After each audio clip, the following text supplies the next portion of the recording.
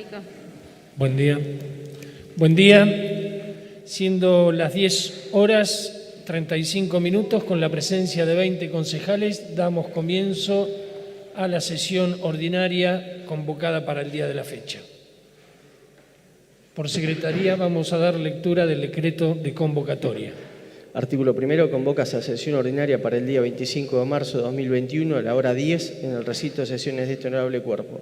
Artículo segundo. Líbrense por secretaría de citaciones de práctica a los señores concejales e incluyase en el orden del día todos los asuntos que se encuentren en condiciones de ser tratados por el cuerpo. Artículo tercero. De forma. Someto a votación el decreto de convocatoria. Quienes estén por la afirmativa, aprobado por unanimidad. Está a consideración la correspondencia recibida. Está a consideración el acta de la sesión del 11 de marzo del corriente año.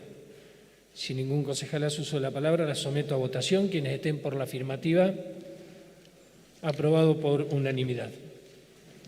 Tiene la palabra la concejal Guadalupe Garris. Gracias, señor presidente. A 45 años de la última dictadura cívico-militar nos expresamos como cada 24 de marzo, entendiendo que se trata de una fecha de ineludible y necesaria reflexión. Desde el 2002 se instituyó, mediante Ley de la Nación, el 24 de marzo como Día Nacional de la Memoria por la Verdad y la Justicia. Y se pretende de ese día una jornada de reflexión crítica respecto de lo sucedido. Así se hace en todo el país. Por eso Tandil, como todos los años, ha desplegado una infinidad de propuestas que se dan en el marco del mes de la memoria, que exceden el 24 mismo, todas actividades que han sido declaradas de interés por este cuerpo deliberativo en la última sesión, en la anterior. Así hemos tenido y estamos teniendo programas de radio, un circuito cultural que se llama Cultura en Red, distintas propuestas teatrales, audiovisuales, la presentación de un mapeo de los acontecimientos del horror en nuestra ciudad y, por supuesto, el compromiso de plantar memoria, plantando árboles en distintos espacios de la ciudad y en todo el territorio nacional, gracias a una propuesta de los organismos de derechos humanos y también como una alternativa frente a la imposibilidad de marchar debido al contexto de pandemia en el que nos encontramos. No marchamos, pero hemos aprendido mucho en estos tiempos de cómo hacer para que esta fecha nos encontrara nuevamente. De ahí el sentido de tener una amplitud de propuestas signadas por el aire libre y numéricamente pequeñas para poder sostener la tarea que se viene llevando adelante por parte del Estado argentino desde hace ya más de un año. Nos encontramos con un Estado que cuida el derecho más fundamental de todos, que es el de la vida. Por encima de eso, nada, por debajo todo. Entendemos que es nuestra tarea y nuestro compromiso ético y moral con toda la sociedad hacer el ejercicio al que nos invita la memoria para recomponer la esperanza. La esperanza, no la situación de espera, de esperar, sino la posibilidad de tender un hilo hacia adelante. Si algo sacamos en limpio de los organismos de derechos humanos es que nadie se quedó esperando, sentado en su casa, que las cosas se arreglaran o que un familiar volviese. La esperanza es lo que durante mucho tiempo nos fue arrebatado, y no solo durante la dictadura, porque sus efectos fueron mucho más allá. Por eso hablamos de dictadura cívico-militar que vino a imponer de la manera más perversa y sistemática un plan económico para el enriquecimiento de muy pocos, un país excluyente de casi todos los compatriotas.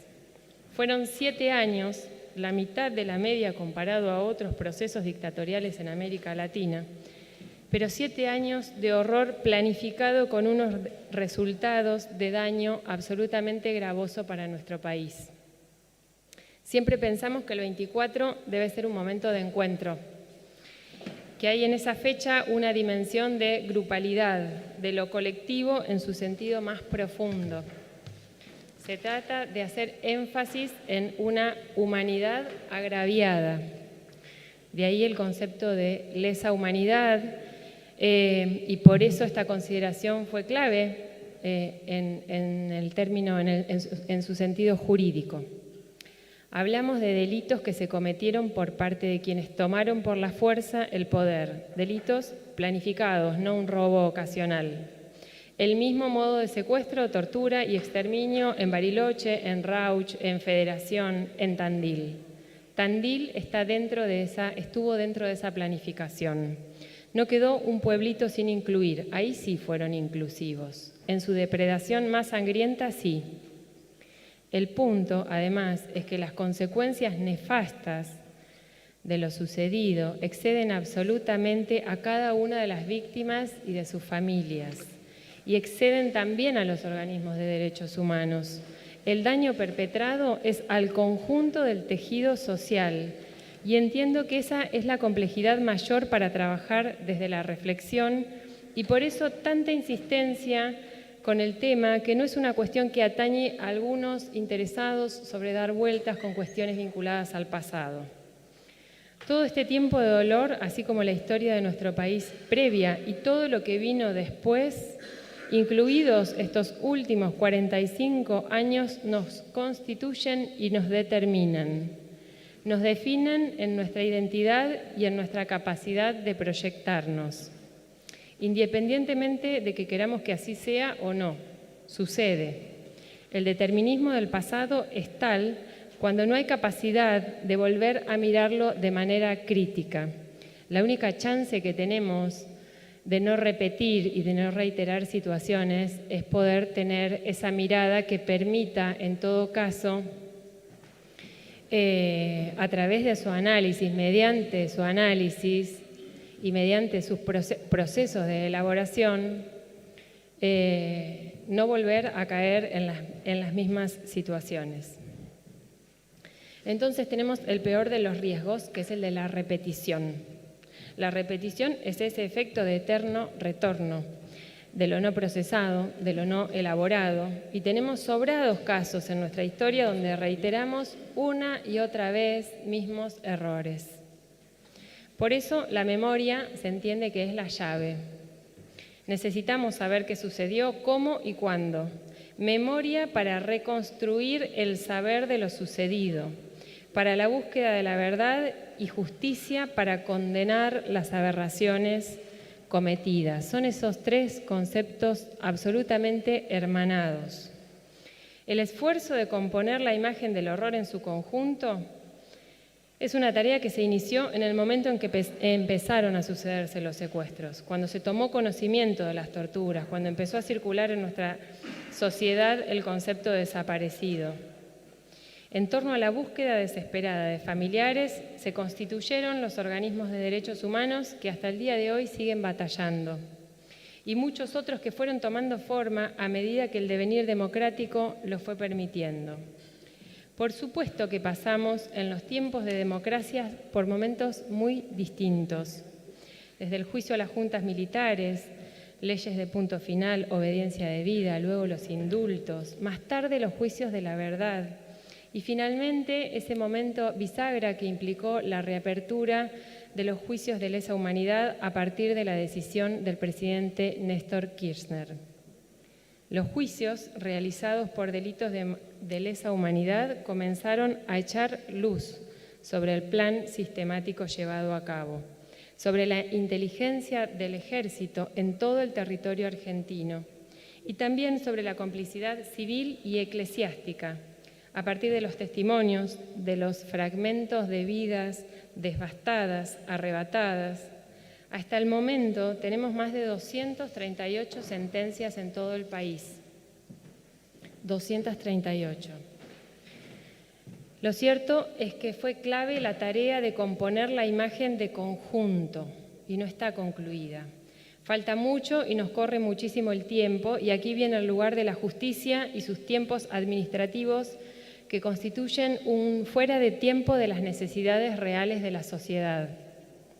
Lo digo pensando permanentemente en Tandil. Nos falta el juicio que involucra todo el circuito represivo de la ciudad, que se conoce como La Huerta, pero es mucho más que ese centro clandestino, porque implica también la comisaría primera, la comisaría segunda, la Quinta de los Méndez. Estamos próximos y a la espera de la fecha de elevación a juicio. Por supuesto que seguimos exigiendo la realización inmediata de ese juicio oral y público, que se viene postergando de manera indefinida todos los años, será el año que viene, será el año siguiente y así. Y además queremos que sea acá, en nuestra ciudad, para que toda la ciudad participe, escuche y se haga parte. Porque de ningún modo queremos que se curse en Mar del Plata y que las víctimas y los testigos tengan que viajar y que Tandil pueda privarse de esa posibilidad y se le pueda cercenar la posibilidad de escucha de la verdad, de lo que se constituyó en el marco de ese juicio. Mientras tanto, asistimos a diario a convivir con la impunidad. Transitan por nuestras calles víctimas del horror, los sobrevivientes, las familias que se quedaron con agujeros negros en sus vidas y también su contraparte, los victimarios, que van y vienen con sus trabajos, tareas, afectos y demás. La balanza debe inclinarse claramente hacia un lado y no lo hace. Se sigue demorando. Sufrimos una demora de décadas y nuevamente decimos que no es justo. No es justo que las víctimas se mueran esperando un juicio que todavía no llega. Es dramático, es impune, es inmoral que los genocidas se mueran sin haberse sentado en el banquillo de los acusados. El daño sigue existiendo en la medida en que no se ponga blanco sobre negro en nuestra ciudad también. Voy a hacer referencia a un dato numérico concreto. Al inicio de la causa había 53 genocidas imputados, la mitad al día de hoy están fallecidos. Otro tanto sucede del lado de las víctimas por una cuestión de tiempo cronológico, ¿no es cierto? 45 años. Bueno, ¿y qué hacemos frente a esto? Muchas cosas. Primero las que mencioné, que se hacen todos los años en el marco del mes de la memoria, pero se hacen muchas cosas desde la actividad diaria militante de quienes entienden cuál es el compromiso verdadero y cuáles son las banderas a sostener y a reivindicar para poder construir verdaderamente una idea de comunidad que albergue y que contemple al conjunto. Lo hacemos quienes trabajan con la idea de que existe un bien común. El bien común, lo común, la idea de comunidad también fue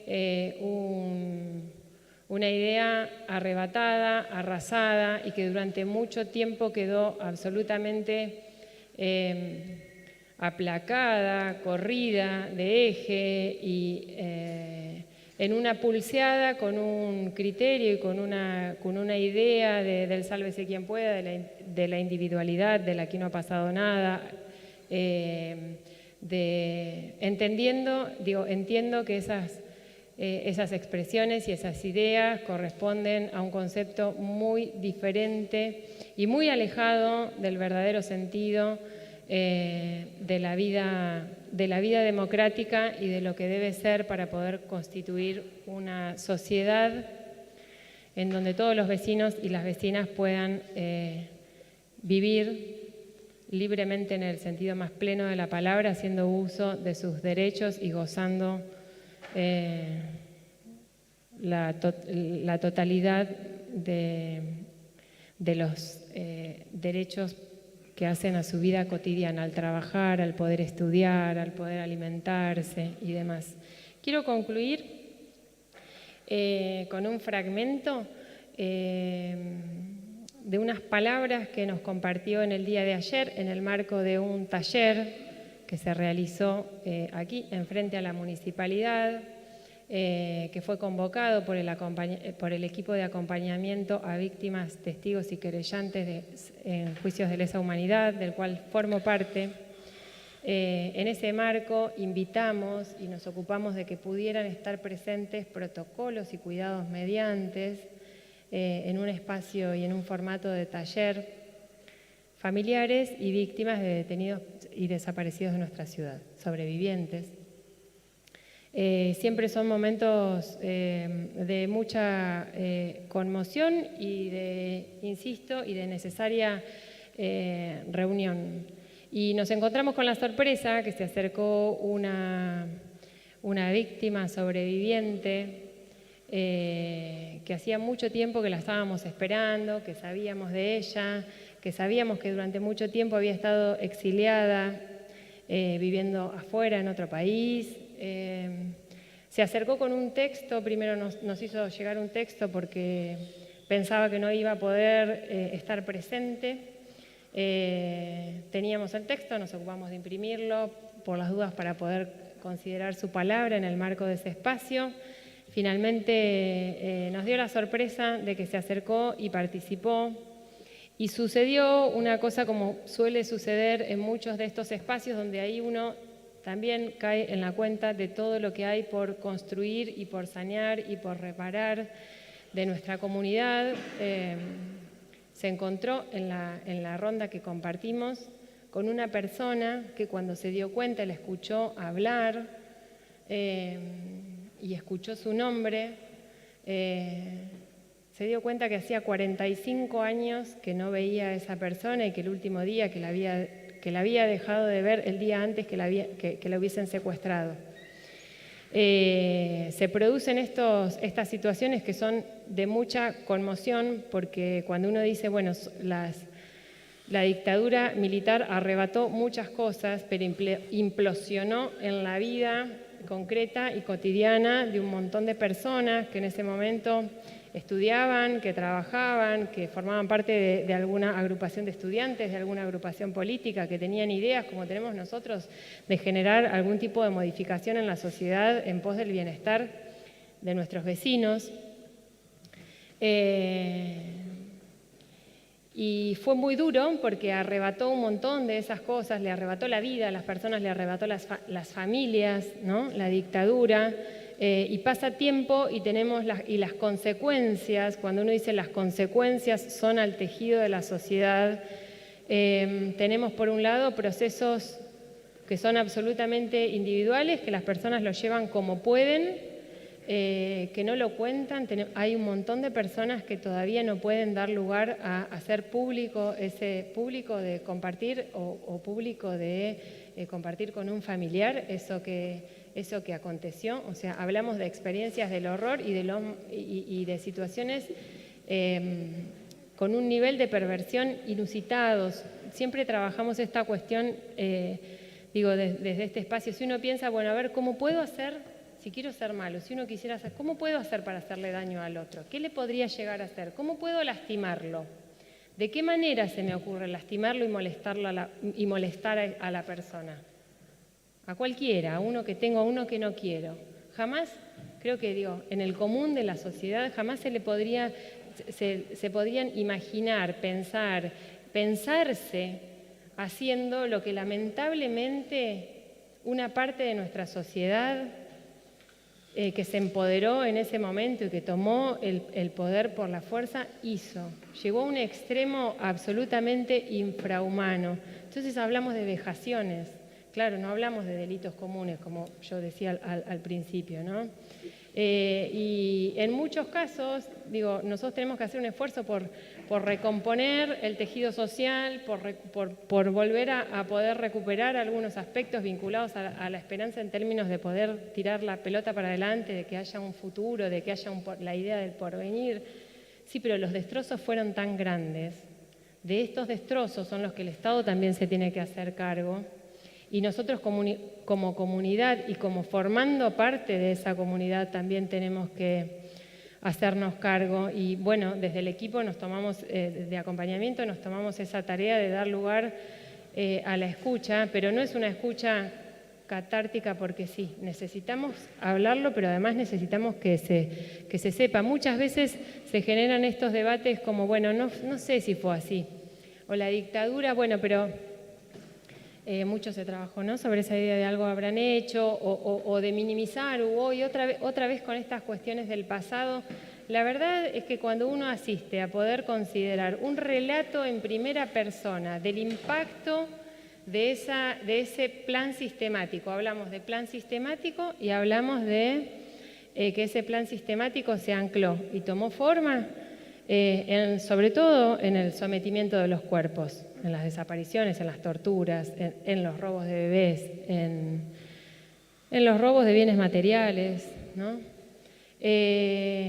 Cuando uno puede asistir, tenemos la posibilidad de asistir, de la búsqueda de saber y de asistir a esos dichos, a esas palabras, hay un montón de ideas muy malintencionadamente construidas que caen, porque por suerte todavía nos gana ese factor de empatía y de poder entender y de poder tener cierto registro del sufrimiento del otro. Y nos referimos a 30.000 compañeros detenidos, desaparecidos y a un montón de sobrevivientes y familias que todavía intentan hacer algo con eso que sucedió. No les cabe la responsabilidad de hacer algo con eso que les sucedió solamente a ellos. Les corresponde a los organismos de derechos humanos, les corresponde al Estado, les corresponde a la educación, les corresponde a todos los ciudadanos y ciudadanas que pueden comprender de qué hablamos cuando hablamos de nuestro país, de un conjunto, de un colectivo. Así que bueno, si me permiten, voy a cerrar leyéndoles un fragmentito de esas palabras de esta mujer que ayer se acercó al taller y que dijo así: y todavía se preguntan por qué nos llevaron. Nos llevaron porque nos pusimos de pie y con toda la fuerza del corazón y la convicción de que queríamos una sociedad más justa, un mundo más justo. Tomamos la posta de nuestros antepasados, somos sus voces. El genocidio de nuestros pueblos originarios nos dio la fuerza necesaria. Nos llevaron porque alzamos nuestras voces y resistimos y combatimos los gobiernos y su poder corrupto e inmoral, que solo sembró la violencia, el miedo y el desinterés por el otro. Nos llevaron porque a nosotros sí nos importaron los derechos que las constituciones del mundo no amparan con su poder de turno. Nos llevaron porque queríamos que paren las guerras, educación, salud y trabajo para todos en igual condición, la condición de ser humano. Nos llevaron porque teníamos la fuerza también de la juventud, las sonrisas y la alegría de vivir porque sobre todo amábamos la vida.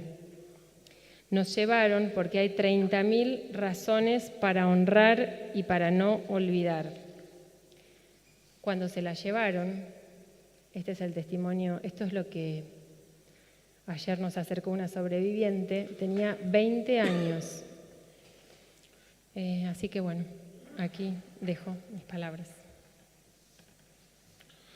Tiene la palabra el concejal Mauricio D'Alessandro. Sí, buenos días, señores concejales, buenos días, señor presidente. Es importante y muy conmovedor escuchar las palabras de una sobreviviente en la boca de la concejal Guadalupe Guarris. Creo que lo más importante de esta fecha es justamente lo que ella dijo al empezar, que la usemos como una jornada de reflexión, una jornada que va a ser siempre poco para lo que sufrimos todos los argentinos y claramente y mayoritariamente los desaparecidos y sus familias.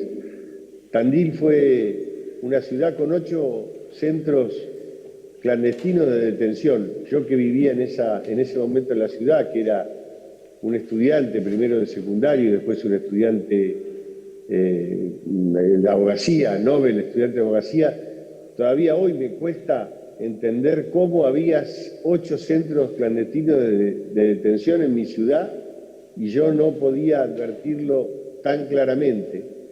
Creo que eso es uno de los puntos para repensar.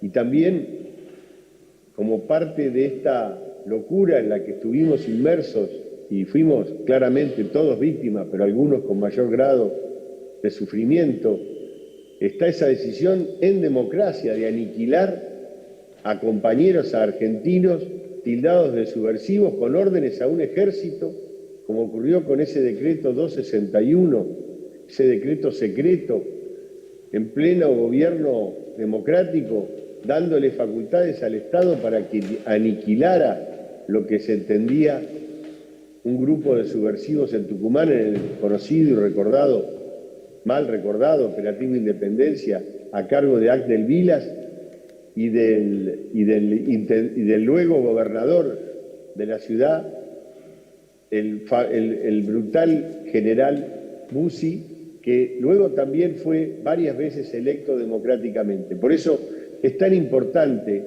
que hagamos una profunda circunspección de lo que hemos vivido, de lo que hemos sufrido. Claramente hubo un hito que nos despertó a todos, que fue la decisión, el coraje y la decisión de Raúl Alfonsín de convocar ese juicio a la Junta, donde pudimos escuchar en primera persona y en presencia de todos los argentinos, aquellos que pudimos estar ahí en primera fila, como me dijo alguna vez en una de las sesiones de juicio a la Junta, Jorge Luis Borges. Le pregunté si los podía ver, le conté, le relaté cómo era la sala y le dije que había un gran crucifijo y dónde estaban sentados los jueces y les dije que estaban los imputados, nosotros estábamos en primera fila, que estaban a 2-3 metros y me dijo, puedo olerlos. Y un Borges ya a punto de morir, ¿no? Un Borges que sentía lo mismo que sentíamos nosotros, que ese juicio de las juntas fue un hito que creo que debemos recordar también al mismo nivel del Día de la Memoria, porque fue la vez que la democracia se limpió de esa carga de haber avalado o permitido que las Fuerzas Armadas iniciaran en un plan macabro que se celebró, como bien señaló recién Guadalupe, en democracia y terminó con la desaparición, tortura y muerte de 30.000 argentinos. Por eso digo y reitero que es una jornada de reflexión para que justamente, como dijo el fiscal Estracera al final del juicio, nunca más suframos esto los argentinos, nunca más caigamos en ese tipo de luchas y nunca más permitamos desde el momento mismo del inicio de un plan macabro que eso se celebre o se concrete. Y para eso es necesario cada aniversario volverlo a recordar, cada aniversario volver a recordarle a los estudiantes y a los jóvenes lo que fue esa época, cada aniversario hablar o recordarles los 30 desaparecidos tandilenses que están en esas baldosas frente a la plaza, frente al recinto donde nosotros estamos, y cuando salgamos, cada vez que salgamos del Consejo Deliberante, pasemos por ahí y cuando nos toque pisar esas baldosas, recordemos lo que fue nuestra ciudad, lo que pasó con esos tandilenses y lo triste e irrepetible que fue ese suceso de destrucción del proceso mal llamado de reorganización nacional. Proceso, recordemos, que se inició con una Argentina donde la pobreza era el 3,4%, solo el 3,4%. Cuando el proceso de reorganización tumbó a Isabel en un gobierno que era caótico, en la Argentina había solo 3,4 pobres por cada 100 habitantes. Por eso todos nosotros recordamos, los que somos más viejitos, cada vez somos menos en cantidad, en edad, en el Consejo, por eso recordamos a nuestras maestras, todas con su auto, con su Fiat 600, que iban a trabajar movilizándose en su propio auto, con su propia casa, una Argentina diferente. En eso no solo tiene responsabilidad el gobierno militar, la dictadura militar, como bien dijo Guadalupe, con un plan económico destinado a la expoliación de la riqueza del pueblo argentino, sino también es una deuda de la democracia, porque ese 30, 35 o 38% de pobreza que ostenta hoy la Argentina se inició en su debacle y en su sitio dependiente negativa con el gobierno militar, pero la democracia no ha podido resolver esa deuda y al contrario, ha empeorado la situación en que viven todos los argentinos. Por eso digo, y volviendo a las palabras de Guadalupe, que hago mías, hagamos una gran jornada de reflexión y parafraseando a Julio Estracera en el final del alegato que condenara a los 9 jerarcas militares que destruyeron la Argentina y la vida de muchos argentinos, nunca más. Gracias, señor presidente. Tiene la palabra el concejal Luciano Grasso. Gracias, señor presidente. En el año 2006 transitaba por los primeros meses de mi primer mandato como concejal en el honor de representar a mi partido, la Unión Cívica Radical. Quiso el destino que ese 24 de marzo se cumplieran simbólicamente 30 años del último golpe de Estado cívico-militar en nuestro país que iba a dar lugar al denominado proceso de reorganización nacional, como se llamó a sí mismo y que terminó desembocando en el inicio del periodo más oscuro y siniestro de nuestra historia. Un terrorismo de Estado que costó tanta sangre y dolor indescriptibles al pueblo argentino. Tuve entonces la responsabilidad de hablar en nombre de mi bloque en este mismo recinto y decía entonces lo difícil que es expresarse con las heridas aún abiertas, porque los pueblos repiten si no recuerdan, y si prima el olvido, la falta de justicia y se esconden verdades, el camino es el de la repetición y el de la herida abierta. No se trata de recordar el pasado para quedarnos anclados ahí, sino que se trata de entender que solo activando la memoria, recordando, conociendo la verdad e impartiendo juicios justos, se cierran las heridas y se construye el porvenir. Decía también en ese momento que siempre el presente puede ser cambiado, modificado, el futuro podemos soñarlo, pero recordando lo sucedido para evitar repetir el pasado teniendo siempre viva la memoria. Recordaba también que el terrorismo de Estado puso en marcha una maquinaria de exterminio, matando, secuestrando, robando, torturando, violando los derechos más elementales en forma sistemática. En nombre de la seguridad nacional, miles de argentinos, la mayoría jóvenes, formaron parte de esa tétrica y fantasmal categoría, como dijo Ernesto Sábato, la de los desaparecidos. De pronto estaban ausentes, arrebatados por la fuerza y no había respuestas. No están ni vivos ni muertos, están desaparecidos, decía vilmente Jorge Videla. Nadie era dueño de su propia vida, ese era el mensaje que nos transmitía la dictadura. Son 30.000 desaparecidos y acá a la vuelta también sufrimos por nuestros 26 desaparecidos en Tandil. Y por supuesto, como recordaba recién Mauricio, el dolor de saber que también a la vuelta de la esquina hubo 8 lugares siniestros, entre los que se encuentran la Quinta de los Méndez, La Huerta, el ex-ISER, comisarías y otros más. La sociedad de entonces estaba envuelta en pánico, inmovilizada. Mientras tanto se entrega el capital nacional a intereses económicos espurios y especulativos, a los que nada les interesaba ni la soberanía ni el bienestar del pueblo. Se profundizó la pobreza, se incrementó notoriamente la deuda externa, mientras al mismo tiempo se avasallaba la educación, las universidades y la cultura en general. Finalmente, como toda dictadura, no pudo eternizarse y cayó.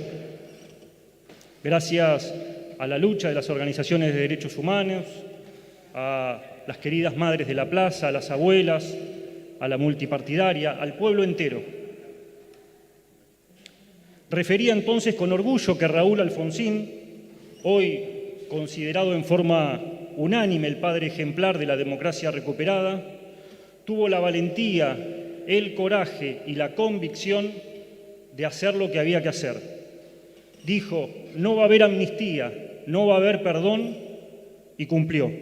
El primer día de su gobierno creó la CONADEP, con una convocatoria amplia que no todos aceptaron y que contó, entre otras, con grandes personalidades como Gregorio Primoschi, Graciela Fernández Meijide, Magdalena Ruiz Guiñazú y, por supuesto, el gran Ernesto Sábato.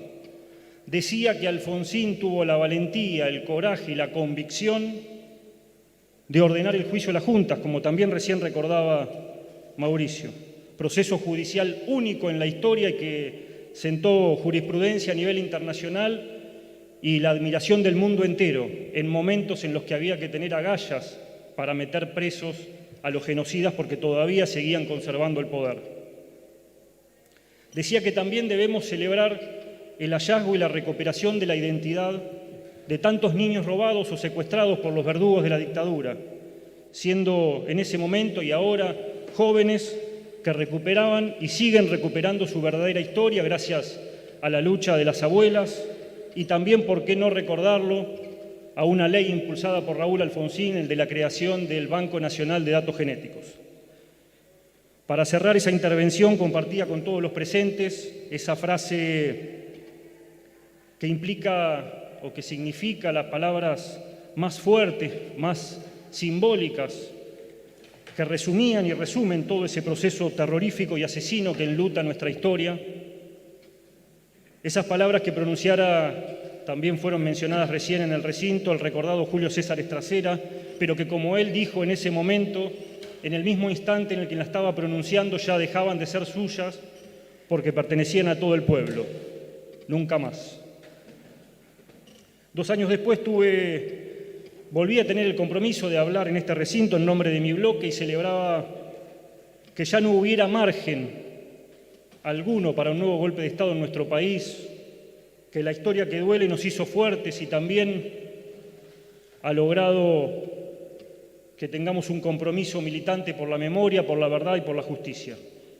Y así llegamos al día de hoy con otro número de aniversario simbólico. 45 años ya pasaron de aquel nefasto 24 de marzo. Aquella promesa que nos hiciera Raúl Alfonsín, que condensaba todo un sueño colectivo, el de la democracia para siempre, es una llama que mantenemos encendida al día de hoy. Nos pueden golpear la puerta de nuestra casa y no vamos a tener miedo de que nos vengan a buscar. Podemos decir lo que pensamos, podemos leer lo que queremos, podemos militar en lo que creemos. Pero esta democracia tiene aún deudas que saldar. Y al hablar de esas deudas también estamos hablando de derechos humanos vulnerados en la democracia. Es necesario que hagamos autocrítica todos los partidos políticos, todos los gobiernos desde el reinicio de la democracia. Por un lado, las libertades recuperadas son conquistas de esta democracia, pero son una lucha constante porque no están exentas de amenazas. Las viejas prácticas de aquellos años oscuros suelen reaparecer.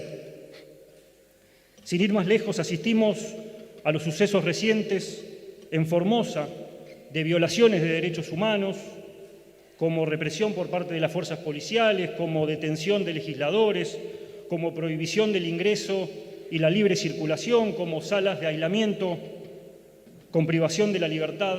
Entonces también creo que es importante recordarlo y tenerlo presente.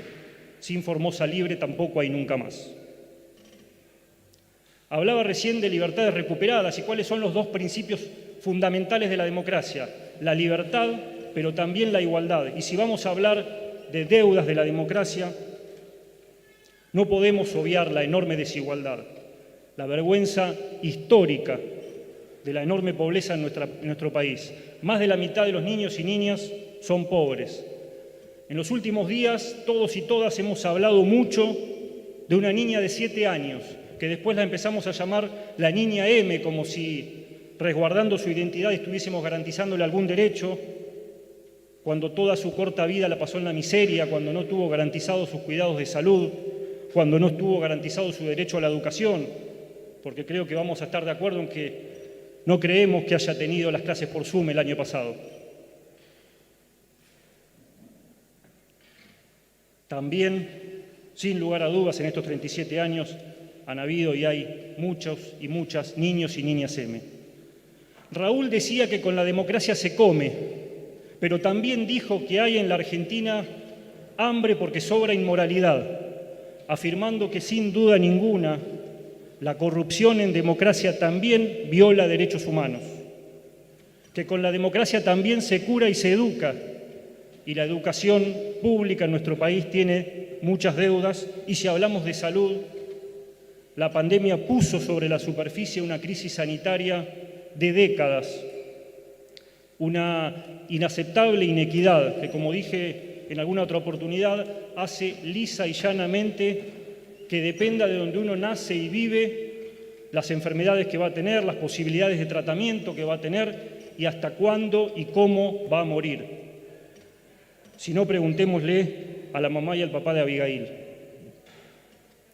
Tampoco debemos olvidar que también hay un desaparecido en democracia, Julio López, que siguieron y siguen rondando los fantasmas del pasado con la violencia institucional de fuerzas policiales en estos 37 años, que tenemos que hablar de la muerte de Facundo Astudillo Castro y la falta de respuestas y de explicaciones sobre lo que sucedió, asesinatos en manos de la policía como el caso de Espinosa en Tucumán y otros tantos, y otras tantas muertes inexplicables en estos 37 años.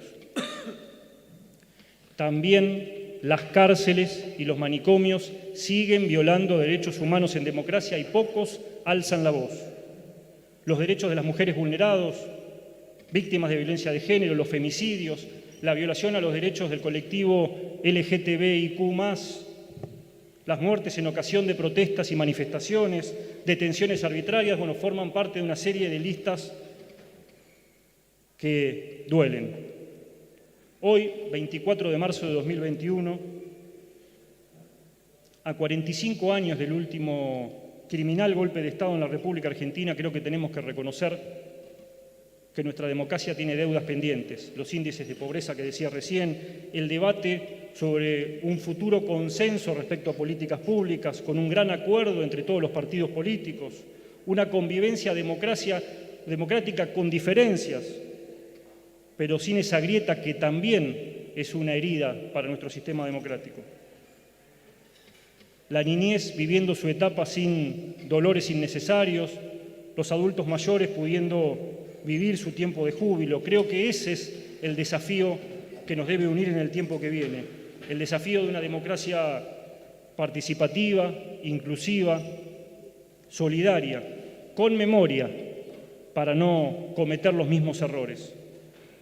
A 45 años recordar, para hablar de memoria, del poema sensible y orientador de Mario Benedetti. El olvido no es victoria sobre el mal ni sobre nada, y sí la forma velada de burlarse de la historia. Para eso está la memoria, que vuela de par en par, en busca de algún lugar que recuerde lo perdido. No olvida el que finge olvido, sino el que puede olvidar. Por eso no olvidamos, y con la memoria viva del pasado tenemos la responsabilidad moral de trabajar día a día para que nuestro país sea un país en donde se garanticen todos los derechos y de todos y todas, y que sea un país de libres e iguales. Y que nuestra patria chica, nuestro querido Tandil, manteniendo presente siempre la memoria de los desaparecidos en nuestra ciudad, sea un solo Tandil, pujante de la inclusión y la tolerancia en diversidad. Y por supuesto, sin lugar a dudas, redoblando esfuerzos para que nunca más se atente contra los derechos de todos los argentinos y las argentinas. Nada más.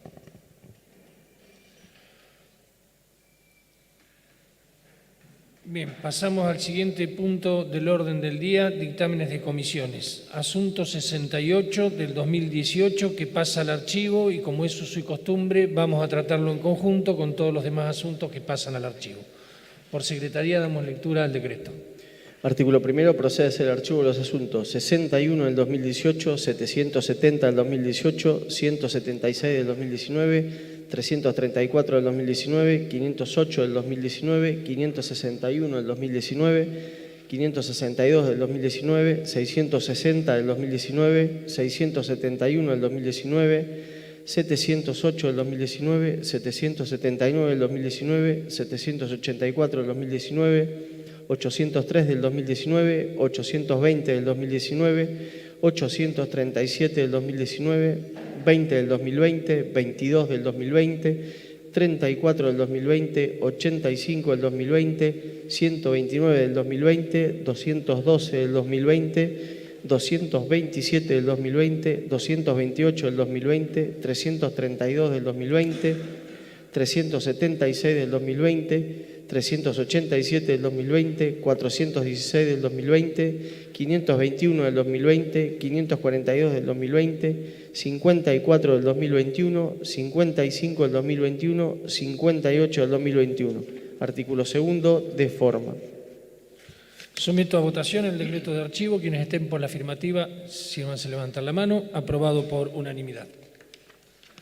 Asunto 549 del 2020, es un uso de espacio público. Acordamos ayer en la reunión de labor parlamentaria obviar la lectura, así que pasamos directamente a su tratamiento. Si ningún concejal hace uso de la palabra, someto a votación. Quienes estén por la afirmativa, aprobado por unanimidad. Asunto 74 del 2021, una convalidación de convenio que también acordamos tratar en conjunto con el asunto 108 y obviar la lectura. Pasamos a su tratamiento. Si ningún concejal hace uso de la palabra, someto a votación. Quienes estén por la afirmativa, aprobado por unanimidad. Asunto 75 del 2021 es una ordenanza preparatoria.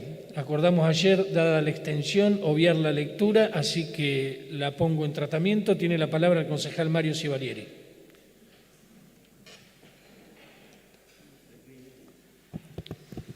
Muchas gracias, señor presidente. Bueno, para hacer una referencia a esta ordenanza preparatoria que vamos a votar, referida concretamente a una contribución por mejoras que afectará las parcelas de la zona rural y el destino de dichos fondos será para mejorar y realizar el entoscado del camino de acceso a De la Canal, desde la Ruta 30, camino 10301, un camino de aproximadamente 13 kilómetros de extensión, obra que demandará una inversión cercana a los 36 millones de pesos. Esto que podría parecer una intervención cuasi de rutina, me gustaría realizar alguna reflexión y recordar que esta iniciativa, junto con otras, han permitido contar con un entramado de la red vial rural que nos enorgullece y que se ha transformado en un modelo, en un ejemplo para muchos otros distritos. Pero nada es casual, digamos, detrás de esta realidad. Evidentemente hay mucho trabajo, pero también hay iniciativas de políticas públicas que se han llevado a cabo durante este gobierno. Es bueno recordar que corría ya el año 2005, cuando se sanciona una ley provincial, la ley 13.010, que dispuso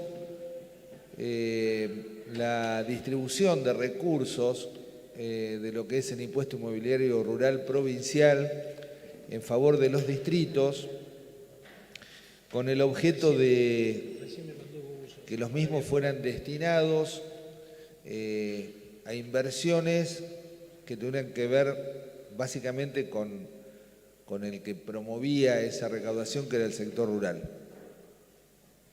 La verdad que esa ley ha tenido suerte diferente en en distintos lugares. En algunos municipios esos recursos se han por ahí desviado a otros destinos, pero Tandil tuvo una iniciativa que impulsó este gobierno. Yo recuerdo, en ese momento era secretario de Obras Públicas, y me acuerdo de cuando esa ley se sanciona y después de charlarlo en el gabinete, hubo una intención inicial de que estos fondos pasaran a tener un destino específico. Nosotros teníamos ya funcionando la cooperativa que tenía a su cargo el mantenimiento de la red vial y decidimos crear un fondo de entoscado, que después se transformó en de entoscado y reentoscado. Por ahí, para los que no lo saben, la red vial del partido de Tandil tiene unos aproximadamente 1.500 kilómetros y los datos que teníamos en el relevamiento es que de esos 1.500 kilómetros, más allá del mantenimiento que se llevaba a cabo a través de la cooperativa vial, había 120 kilómetros entoscados. El resto de los caminos eran caminos inseguros, caminos por donde obviamente transita la producción de nuestro partido, que es rico en materia agropecuaria, pero que tenían una enorme merma, un enorme déficit en cuanto a la infraestructura. A partir de esta situación y con esa ley recién votada, nos sentamos a hablar con la cooperativa vial. En ese momento recuerdo charlas con Eduardo Brivio, con José Zubiaurre, que obviamente tomaron con beneplácito la idea del objeto, el destino de los recursos que promovía esta ley, pero decidimos ir un paso más allá y en esto que trato de reivindicar con esta intervención, ¿no? El tema de generar políticas públicas a través de la interrelación entre los gobiernos, las gobernanzas locales y la actividad privada, surgió la idea de enriquecer este fondo que provenía de esa ley con una contraparte que sería dispuesta o aportada por el sector rural, destinatario de estos recursos, ¿no?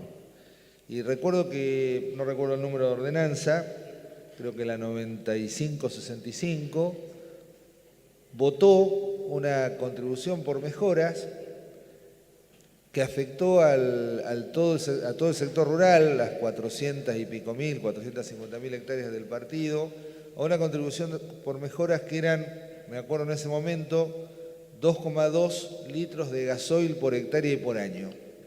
El objeto era aportar desde el sector una cantidad de dinero parecida a la que venía de provincia.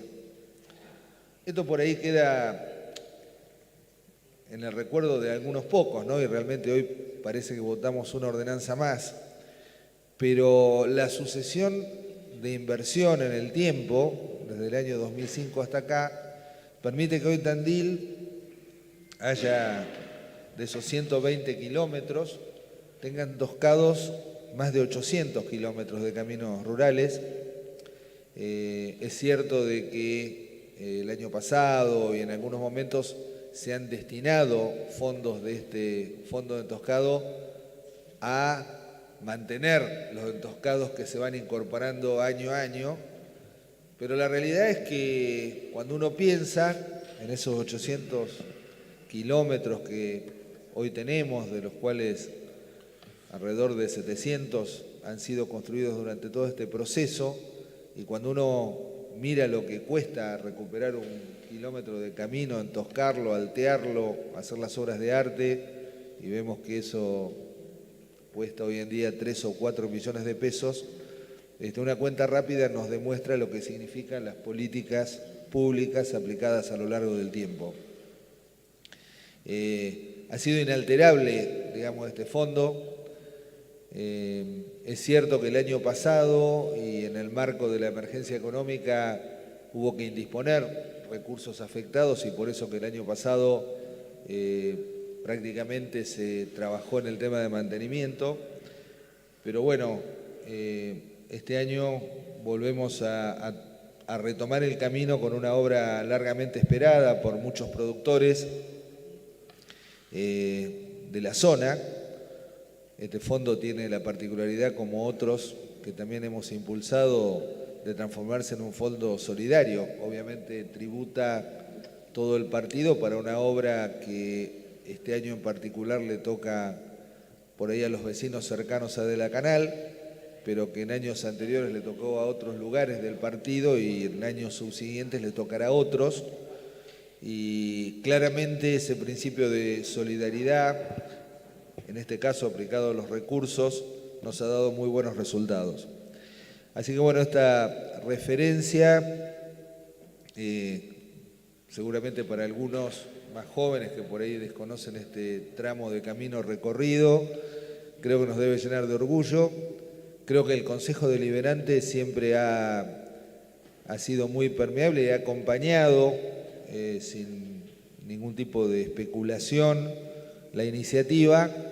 Así que entre lo público, lo privado, nosotros desde este Consejo Deliberante hoy y otros en el pasado han permitido realizar una política pública de esta envergadura, que vuelvo a repetir, es modelo a seguir por muchos partidos vecinos que ven con sana envidia lo que hemos logrado. Así que bueno, en una jornada como la de hoy, donde estamos aparte honrando el recuerdo de nuestros desaparecidos en esas épocas oscuras de la democracia, decir presente desde la política, apostando a seguir logrando más y mejor calidad de vida de nuestros habitantes, es el compromiso que hoy nos toca. Así que bueno, lo reivindico y obviamente los vecinos de La Canal recibirán una obra largamente esperada que venía reclamando desde hace mucho tiempo. Y aprovecho, y creo que en esto seguramente lo haré en nombre de todos los concejales, para felicitar a un grupo de personas, de hombres y mujeres que integran esa cooperativa vial, que obviamente no tiene fines de lucro, que claramente se conforma como una cooperativa de productores, que ha tenido siempre la sabiduría de elegir autoridades que siempre resultaron ser continuidad de un proyecto único, sin ningún tipo de doblez, y que es lo que ha permitido generar este afecto societati permanente entre el Estado y los privados, en este caso en representación del sector rural, que nos permite tener un patrimonio valioso por donde apostamos que siga fluyendo la producción de todo el sector rural, que en estas épocas y posiblemente más que nunca nuestro país necesita de pie para remontar esta cuesta que hoy nos toca. Muchas gracias. Bien, si ningún otro concejal hace uso de la palabra, someto a votación. Quienes estén por la afirmativa, sírvanse a levantar la mano, por favor. Aprobado por unanimidad. Asunto 86 del 2021 es un proyecto de ordenanza que damos lectura por secretaría. Artículo primero. Autorizas al Departamento Ejecutivo a aceptar la única oferta presentada por el proveedor Miguel Matías Pablo en la licitación privada número 37 del 2 del 21, referente a reformas en Parador Parque Lítico La Movediza, etapa 1, por un importe total de pesos 2.256.128, ello en el marco de lo establecido en el artículo 155 de la Ley Orgánica de las Municipalidades. Artículo segundo, de forma. Tiene la palabra la concejal Maridé Condino. Gracias, señor presidente. Para contar un poco de qué se trata este expediente, esta licitación, llega al Consejo Deliberante, como lo dijeron anteriormente, porque habiendo sido convocada 12 empresas, termina siendo un único oferente y la Ley Orgánica de las Municipalidades exige que el Consejo Deliberante intervenga con su aprobación o denegándolo, y en este caso, obviamente, ha sido aprobado. Es importante aclarar que esta intervención en el Parque Lítico La Movediza tiene que ver con un programa que también presentamos en el momento en que se trató el presupuesto, donde informamos que el municipio iba a intervenir en espacios públicos fuertemente, y esta es una primera etapa de lo que se llevará adelante en el Parque Lítico La Movediza. precisamente y exclusivamente tiene que ver con la redefinición del espacio que fue confitería y que fue concesionario en varias oportunidades, que el Departamento Ejecutivo ha decidido utilizar ese espacio ya no para ese servicio, sino interviniendo directamente para un espacio público. Y se llevará adelante allí, y como todos sé que tuvieron vistas del expediente y revisaron, si bien era muy extenso, sobre todo el tema del plano, a foja 7 aparece claramente cuál va a ser la intervención, más allá de la mejora y la descripción que está ítem por ítem muy detalladamente explicada. Es bueno que los vecinos sepan que allí habrá un espacio para monitoreo con cámaras y con personal municipal que estará de día y con cámaras que seguirán filmando durante la noche, obviamente. También se va a redefinir el espacio de los sanitarios públicos, que también era un pedido de parte de turistas y de vecinos. Se va a redefinir la parte de delante, la parte del salón, donde la intervención estará en conjunto con, además, acá intervienen varias direcciones, la Dirección de Espacios Verdes Públicos del municipio, interviene la Dirección de Espacios Públicos del municipio, interviene la Dirección de Turismo también en esto que tiene que ver con la sala de adelante, donde habrá un salón de interpretación histórica de la movediza, que creo que era necesario hacerlo allí para que aquellos turistas que se acercan, sabemos que hay dos paseos que mayor afluencia del turismo tiene en la ciudad de Tandil a lo largo de todo el año, más allá, de la pandemia, cuando se declaró la temporada turística el 1 de diciembre, los dos espacios donde más vecinos y más cuando salen a hacer sus salidas recreativas y más turistas se acercan son el Calvario y la movediza. Y en la movediza nos faltaba un lugar donde expliquemos cuál era la historia de la movediza. Nosotros tenemos mucho archivo histórico con mucha imagen de la movediza antes y después. Así es que en el salón de delante será un espacio de interpretación donde la Dirección de Turismo y seguramente la de Patrimonio tendrán su intervención. Luego habrá un pañol, que es un espacio para que toda la Dirección de Espacios Verdes Públicos pueda guardar allí sus herramientas y no tener que estar yendo y viniendo y trasladando semanalmente todas sus herramientas. Y como decía antes, el espacio de monitoreo, el espacio también de los sanitarios nuevos, un espacio de estacionamiento, y hablamos de una inversión de 2.256.000 pesos en una primer etapa en este espacio verde. Luego entendemos que se llevará adelante una nueva licitación que, si es de oferta única, pasará por el Consejo Deliberante, que tendrá que ver con la intervención del otro lado del espacio público del Parque Elíptico, que tiene que ver con estacionamiento y demás. Así es que solamente informar cuáles son las obras que se van a llevar adelante en este espacio de la ciudad. Gracias. Tiene la palabra el concejal Rogelio Iparraguirre. Gracias, señor presidente.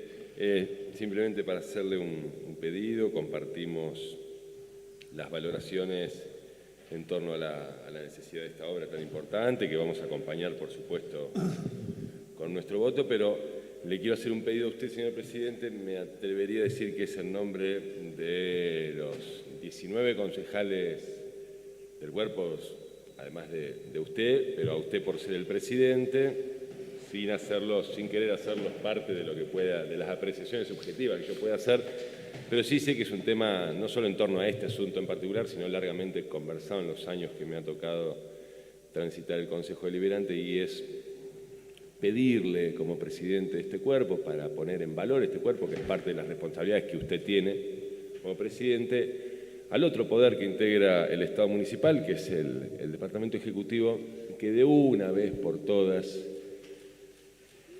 tenga en la mínima consideración al Consejo Deliberante en relación a los tiempos en los que se elevan los asuntos, particularmente aquellos que tienen de por sí una carga calendaria, digamos, ¿no? Este asunto salió con un dictamen anticipado el jueves pasado, lo charlamos con varios de los colegas del oficialismo y obviamente del propio bloque que integro. Planteamos que no podíamos acompañar el dictamen anticipado por esta razón, que sí, nuestro compromiso de acompañarlo en la votación en el recinto. ¿Por qué salió por dictamen anticipado? Porque se caía la oferta cuando duraba 30 días. ¿Cuándo había sido elevado al Consejo Deliberante? 6 días antes del vencimiento de la oferta, cuando aún restaban otros 7 días más para que podamos encontrarnos en una sesión ordinaria en el recinto. ¿Cuál es la explicación de esto? Ninguna. Simplemente, y por eso digo, no quiero, sé que mis pares, sé que lo compartimos todos en líneas generales, pero no quiero pretender que compartan las apreciaciones, por eso sí el hecho en sí, ¿no? Pero bueno, porque entre otras cosas, porque en el Ejecutivo algunos son más papistas que el Papa y siguen discutiendo si las licitaciones con oferta única deben ser elevadas al Consejo Deliberante o no, y se quedan discutiendo entre ellos ahí y se les pasan los días.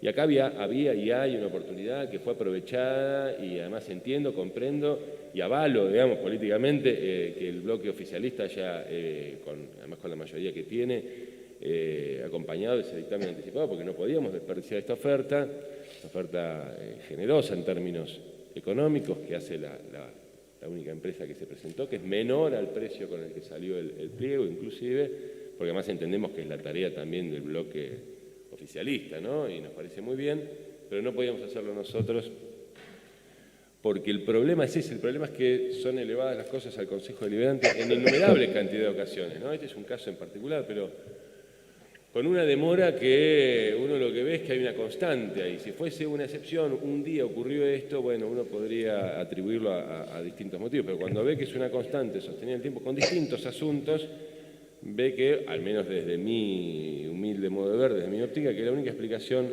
posible, o tal vez no la única, pero sí una de las explicaciones posibles es la desconsideración que hay por parte del Ejecutivo hacia el Consejo Deliberante que usted preside, señor presidente, porque el acto se había hecho el 17 de febrero y el expediente fue elevado al Consejo Deliberante, como decía, el viernes de la semana anterior. En el mientras tanto está dando vuelta ahí, cuando se supone que son casos en los que además el propio Departamento Ejecutivo obviamente es el interesado y debe tener premura, debe ser el más interesado en que se cumplan los plazos, y uno de los plazos, el fundamental para que esto pueda salir finalmente, es el visto bueno y el acompañamiento del Consejo Deliberante.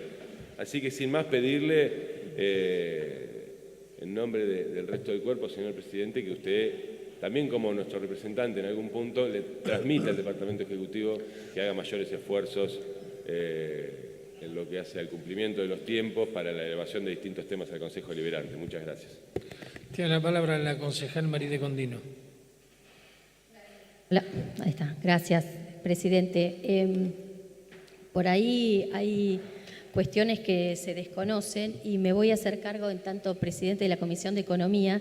Tal vez tengamos que tener los miembros de la comisión y todos los concejales que quieran participar, por supuesto, una charla con el Departamento Ejecutivo donde nos cuenten, nos expliquen, nos informen cuáles son los plazos engorrosos, pero sí obligatorios, que tienen las compras en el municipio para poder cumplir con todas aquellas obligaciones, lo digo de nuevo, que el Tribunal de Cuentas luego verifica, revisa y exige. Cuando el municipio, digamos, al Consejo Deliberante llegan aquellas licitaciones que son de oferta única, no todas, solamente las de oferta única. Lo que está pasando últimamente, a principio, esta es una oferta por una obra que podría haberse hecho también a mitad de año o a fin de año, han decidido hacerlo en este plazo y la verdad es que los plazos son bastante rápidos. Sí nos han pasado de licitaciones que se hacen una vez en el año, por ejemplo en salud, que se compra a principio de año, lo hemos aprobado en sesiones anteriores, oxígeno, sueros y demás. Entonces, claro, se compra a principio de año para poder hacer una compra importante y porque a fin de año los valores son otros. Entonces, obviamente conviene al municipio hacer una compra importante y a principio de año para poder ahorrar dinero. Y entonces esto llega al Consejo Deliberante y es cierto que lo que antes no nos pasaba es que ahora sí tienen plazos las ofertas, porque ahora estamos en una situación económica diferente de años anteriores, y es cierto que las empresas ofrecen, pero nos ponen plazo porque hay inflación, básicamente. Eso también hay que reconocerlo, y eso apura la necesidad de darle aprobación o de darle una definición, que el Departamento Ejecutivo pueda decirle a la empresa, vamos a comprar tu oferta, va a ser aprobada, y entonces puede seguir con otros trámites que vienen luego de la aprobación, porque no es que una vez que del Consejo Deliberante este expediente hoy se aprueba, listo, ya está. No, siguen otros plazos, porque el Consejo Deliberante vota una ordenanza, esa ordenanza tiene que acompañar este expediente. El expediente, cuando se abre una licitación, se tiene que hacer primero ofreciendo a todos aquellos prestadores que están inscritos en el municipio como proveedores de cualquier compra que supere lo que el Tribunal de Cuentas ese año dice que tiene que ser el mínimo para licitaciones públicas. Una vez que pone el pliego, que lo hace público, las empresas retiran el pliego. Una vez que retiran el pliego y se presentan en el Departamento Ejecutivo, el Departamento Ejecutivo abre la licitación en compras y revisa que toda la documentación, que es muchísima y que debe cumplir la empresa, esté en condiciones, más allá del valor de la oferta. Luego lo envía a esto, todos son pasos administrativos obligatorios, a aquella dirección o aquella secretaría que hizo la oferta. Puede ser salud, puede ser cultura, puede ser obras públicas, puede ser cualquier otra secretaría. Ahí lo revisan, porque tal vez la oferta que se hizo no es exactamente lo que el Departamento Ejecutivo pensaba invertir, y esto ha pasado muchas veces en las ofertas de medicamentos. Hay veces que los laboratorios ofrecen de 15 ítems, 4. Entonces, al Departamento Ejecutivo no le conviene y tiene que volver a contestar por escrito que no le conviene. Lo tiene que hacer quien está a cargo del pago de esa obra y además quien está a cargo de llevar adelante esa obra o esa compra. En ese caso, cuando es denegado, hay que dar por debajo toda la licitación y empezar la licitación de nuevo. En este caso, en que no fue así y que terminó siendo aprobado, ahí, una vez más, se devuelve a compras, se empieza a redactar la viabilidad de esa inversión a partir de los montos, ya no si los papeles de esa empresa estaban en orden, sino de los montos que se llevan adelante la inversión. Luego pasa a la jefatura de gabinete, luego se revisa también en jefatura de gabinete y sube al Consejo Deliberante. Realmente los plazos de las licitaciones son engorrosos y llevan mucho tiempo y son obligatorios.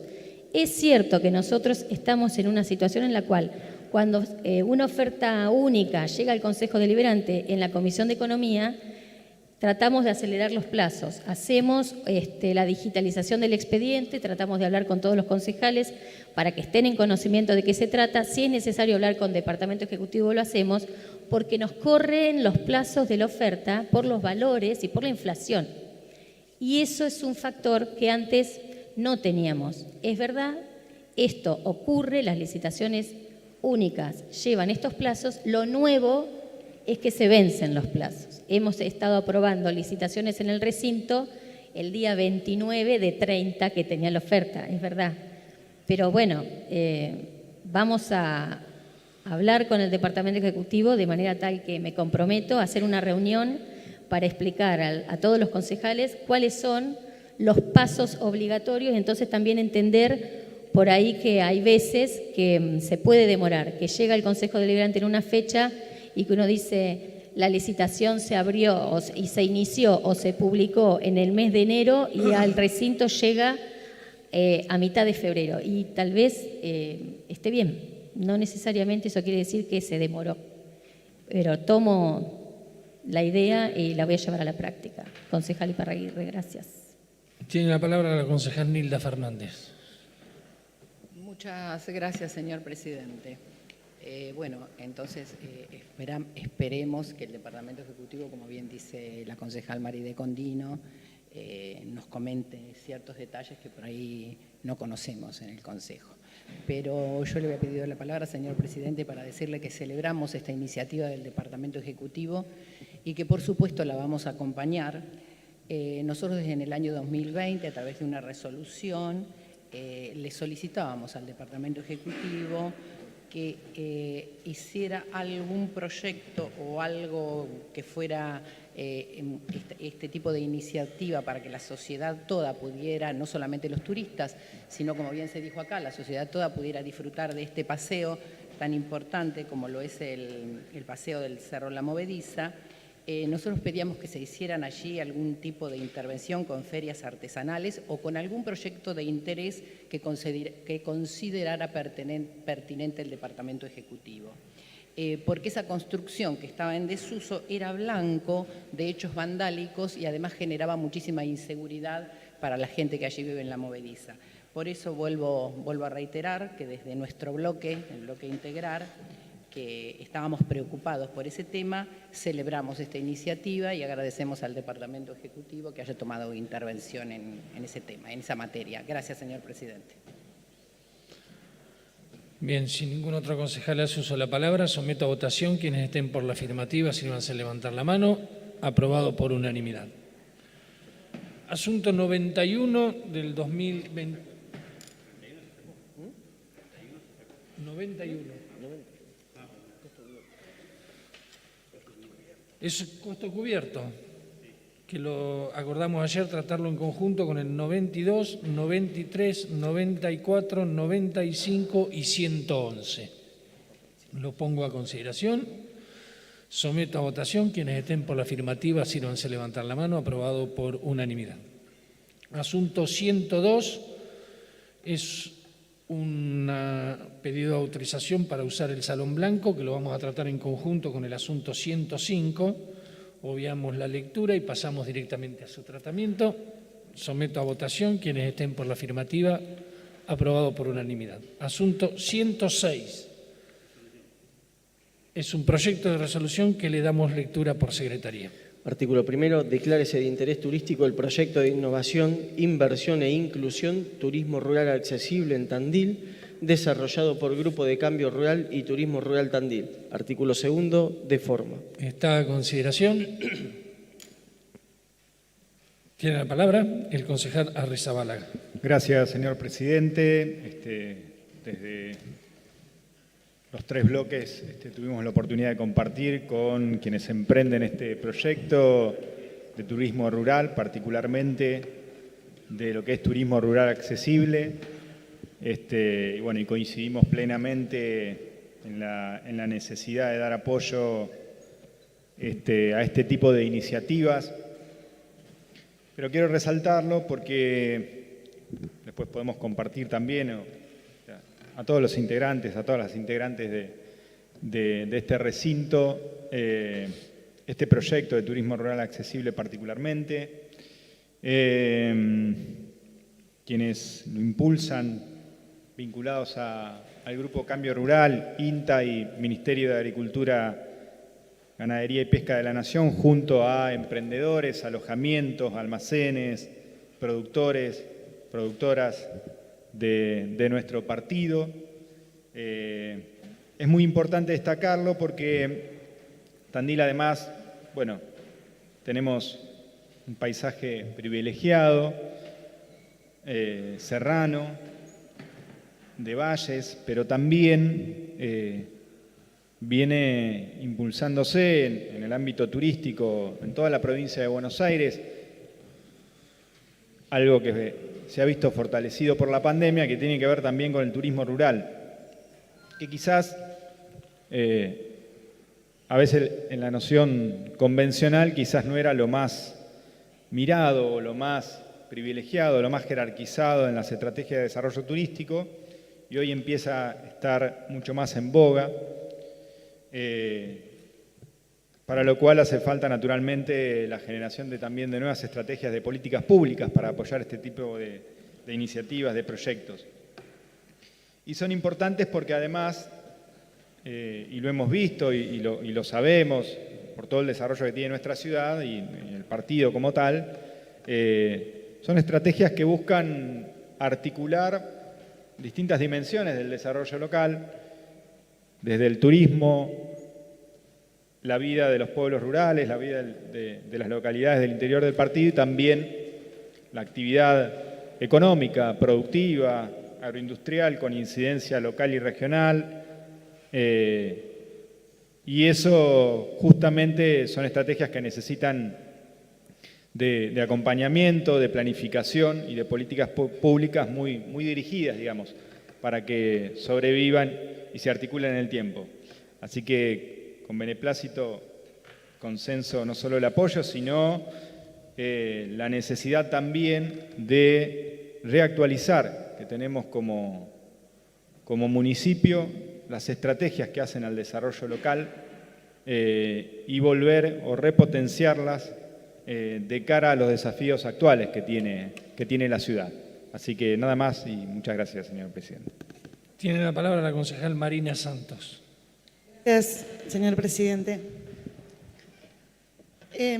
Con respecto a la declaración de interés y para aquellos concejales que no son miembros de la Comisión de Turismo, este es un programa, un proyecto que obviamente requiere financiamiento, que tiene que ver con la posibilidad de tener un circuito accesible de turismo rural, para lo cual en este momento, digamos, hay presentados 5 proyectos, 5 establecimientos que integran Cambio Rural.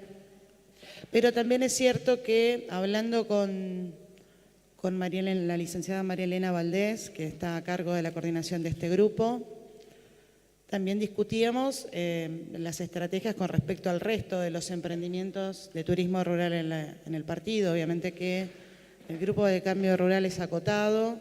Nos contaron un poco también la dinámica de cómo se trabaja y de por qué periodicidad. Y existe el compromiso, eso también se charló, de poder también abarcarlo al resto de los emprendimientos que se encuentran con distintos proyectos o distintos programas. Recuerdo pueblos turísticos, que está Gardey por parte de la provincia. Así que la idea es poder trabajar en conjunto y fundamentalmente también saber que este programa está intentando obtener un financiamiento para poder llevar adelante estas obras que van a requerir los establecimientos, y no solo las obras, sino también el acompañamiento y la profunda mirada que tenemos que tener con el tema de la accesibilidad de aquellas personas que podemos ser nosotros en algún momento de nuestra vida con alguna cuestión de movilidad reducida. Así que yo agradezco a los miembros de la Comisión de Turismo haber tenido la charla que tuvimos, y obviamente tenemos la deuda de trabajar mucho más en este tema, no solo en el turismo rural, antes de que lo diga el concejal Iparraguirre, sino también en el resto de los alojamientos del partido en general. Muchas gracias. Bien, si ningún otro concejal hace uso de la palabra, someto a votación. Quienes estén por la afirmativa, sírvanse a levantar la mano. Aprobado por unanimidad. Asunto 122 del 2021 es un proyecto de decreto. Damos lectura por secretaría. Artículo primero, prorrógase a partir del 1 de abril y por el término de 30 días el receso especial en el HCD en los términos del decreto 3713 del 2020. Artículo segundo, de forma. Está a consideración. Si ningún concejal hace uso de la palabra, someto a votación. Quienes estén por la afirmativa, aprobado por unanimidad. Tiene la palabra la concejal Silvia Nosay. Gracias, señor presidente. Bueno, hoy no quería alterar el orden que se había pactado por el primer tema, que hicimos alusión a los años de la dictadura militar, pero yo lo que quería decir y compartir con todos ustedes que hoy se cumplen 44 años, ¿sí?, del asesinato del periodista y escritor y militante argentino Rodolfo Walsh. Justamente a partir de ese recuerdo también se conmemora el Día del Trabajador de Prensa. También vaya para todos los trabajadores de prensa nuestro saludo. Rodolfo Walsh, no voy a decir mucho más de lo que ya sabemos todos. Lo asesinaron cuando estaba repartiendo ejemplares justamente a un año del inicio del proceso militar. Lo asesinaron cuando estaba repartiendo ejemplares de su carta abierta, esa carta que le escribió al dictador Jorge Rafael Videla, ¿no es cierto?, donde denunciaba la censura, las políticas económicas y el terrorismo de Estado. Justamente hoy, un 25 de marzo, en el año 1977, encontró la muerte mientras justamente llevaba adelante esa tarea militante. Ya lo había escrito en el prólogo de su libro Operación Masacre: no puedo, ni quiero, ni debo renunciar a un sentimiento básico: la indignación ante el atropello, la cobardía y el asesinato. Así que, nada más estas palabras para recordar que un día como hoy ocurría este asesinato. Muchas gracias, señor presidente. Si no hay más pedido de palabra, siendo las 12 horas... perdón. Tiene la palabra la concejal Guadalupe Garris. Gracias, señor presidente. Para que tome estado legislativo un proyecto de ordenanza de creación de una dirección para la promoción y protección de los derechos humanos.